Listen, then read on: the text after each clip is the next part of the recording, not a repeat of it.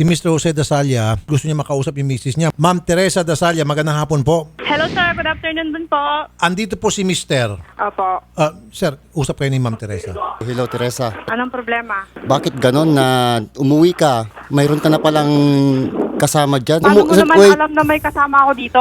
Nandito nga sa Facebook yung kanyong dalawa. Tapos may engage rin na kayo. Baka nagpakasal na kayong dalawa dyan. Picture lang yan. Okay, Tapos, ma'am, matanong ko, bakit po kayo merong engagement ring at hindi po galing sa inyo, Mr. yung engagement ring na yon? Hindi po engagement ring yan sir. Binili ko po yan para sa akin. Okay, sige. Sino po itong lalaking kaakbay ninyo sa Facebook? Kaibigan ko lang po yan sir. Ma'am, very sweet kayo rito kung kaibigan lang kayo. Magkaibigan lang po kami talaga sir. Nakalagay Kasi rito, paint my love. O, kanta po yan sir. That is a song. Kung kaibigan mo lamang ito, chick to chick po yung inyo pong pag-post. Pwede rin po yung gawin yan sir. Sa picture lang kung yung kaibigan mo gusto nyo maging sweet. Pwede rin po Ay, yan. hindi ho. Ma'am, hindi ko Wala po ka delikadesa. gagawin to sa kaibigan ko. Kung meron po akong kaibigan babae, hindi po ako makikipag-picture ng ganito sa kanya.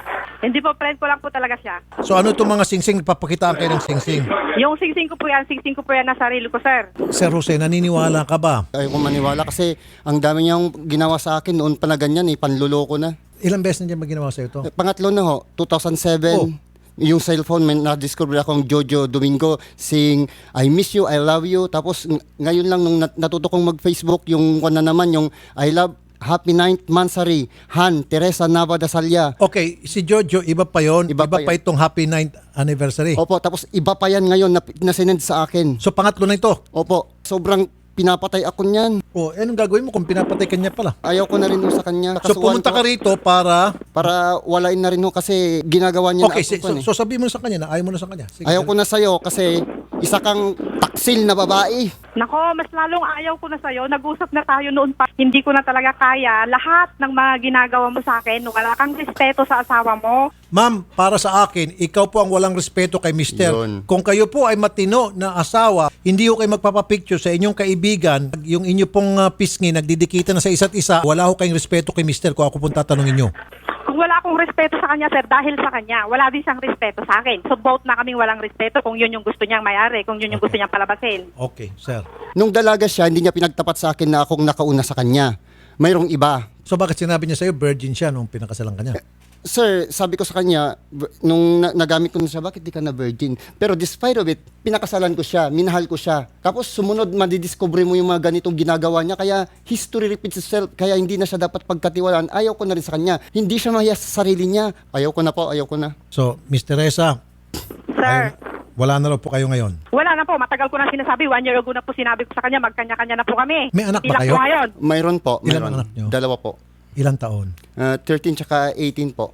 Alam na ba ng mga anak niyo? Alam na po, sinabi ko na. Ano pong reaksyon ng mga anak niyo tungkol dito? Hindi po nagsasalita pero tinesting ko sila nung isang araw. Sabi ko, ayaw ko na yung nanay nyo. Ang tignan yung ginagawa sa akin, halos mamatay na ako. Para wala na akong problema, dalhin ko na kayo. Ay, hindi na ako hahabol sa right ko. Sige, doon na kayo, kakalimutan ko na kayong lahat. Sabi ko, sabi ng mga anak ko, ayaw namin doon pa. Masyado mo kong sinaktan, paulit-ulit. Paulit-ulit kitang pinatawad, paulit-ulit kang umaamin. Paulit-ulit akong umaamin. Wala Oo. akong inaamin Oo, sa'yo dahil wala akong ginagawa. Diba? Sabi mo noon, sabi mo, sorry kung nagawa ka man yan dahil sa'yo.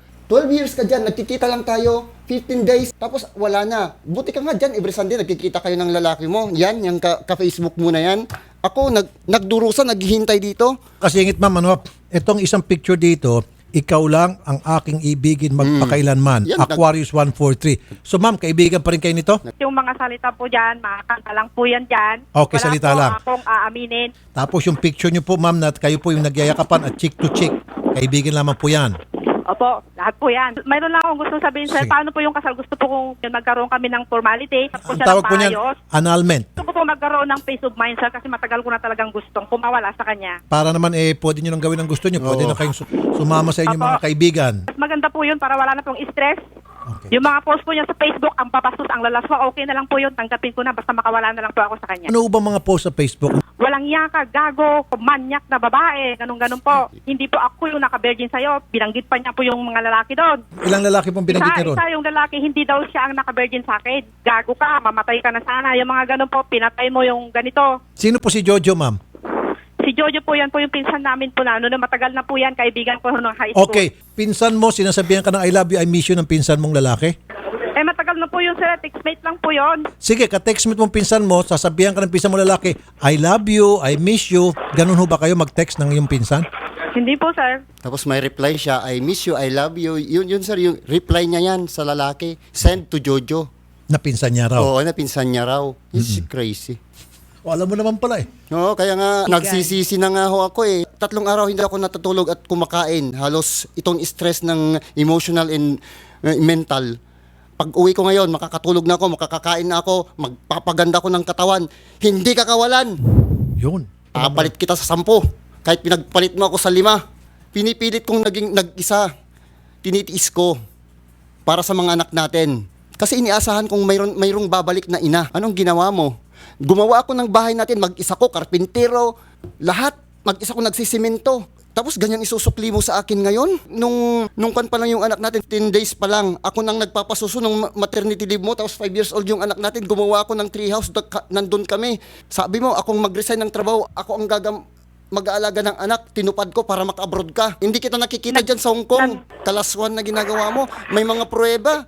Kung wala sana May mga yan. preba. Anong preba mo? Yung picture lang. Wala sa gawa. Yung picture lang yan. Nakita mo ba ako na may kasama akong lalaki dito? Paano ko makikita? Wala ako dyan. At least, sir, Sige. maganda yung sinabi mo na gusto mong mag-move on. Opo. Okay na yon. Concentrate ka na doon sa mga anak mo.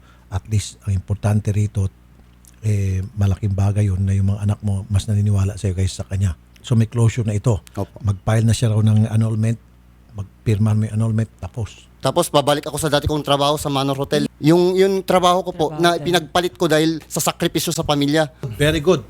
Kumbaga nagpakamartir ka. Opo. Nagising ka na ngayon. Opo. Good yan. Okay. So Ma'am Teresa, at least nagkapaliwanagan at nalaman na po ni Mr. Dasalyan lahat at magkakaroon na po ito ng closure. Okay? Okay po, mabuti po, sir. Yun po yung gusto ko. Libre ka na at libre na rin siya. Sige. Salamat po Ma'am Teresa. Okay po, sir. Thank you so much din. Okay ka na? Okay na po. Masarap ng pakiramdam mo? Naibulalas niya lahat. Nailabas na wala. Nailabas na. Okay na.